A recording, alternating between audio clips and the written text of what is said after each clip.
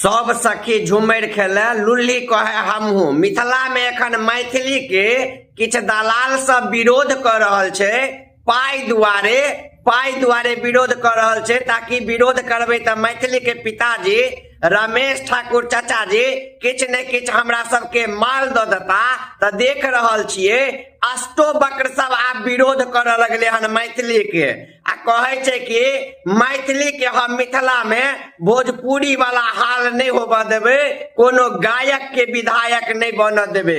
ई वह अष्टावक्र छिए जे किछ दिन पहले एगो नचनिया के कहे जे प्रोग्राम में अंडा फेंक देबे। जखन ओ प्रोग्राम में अंडा फेंके के बात केलकै, नचनिया के ऑमलेट बना देबो आ अंडा फेंके ले, ती भैया भैया कर लगले। आ एखन ई दलाल मैथिली के विरोध करे छै। त रे दलाल अष्टावक्र, कह दियो तोरा लुल्हा नेंगरा, तू मैथिली के पैर के धूल के बराबर नहीं छीन। जत्ता मैथिली ठाड़ भ जेते ओइ के 500 मीटर के अगल बगल में तोरा ठाड़ तक नहीं रह देतो, और से औकात मैथिली के छे। ते दुआरे मैथिली के विरोध केनाइ बंद कर, आ नहीं त तू बुझते छीन अष्टावक्र ऊपर आकाश आ नीचा जय प्रकाश आब आबि गेल छे मैदान में मैथिली के लेल।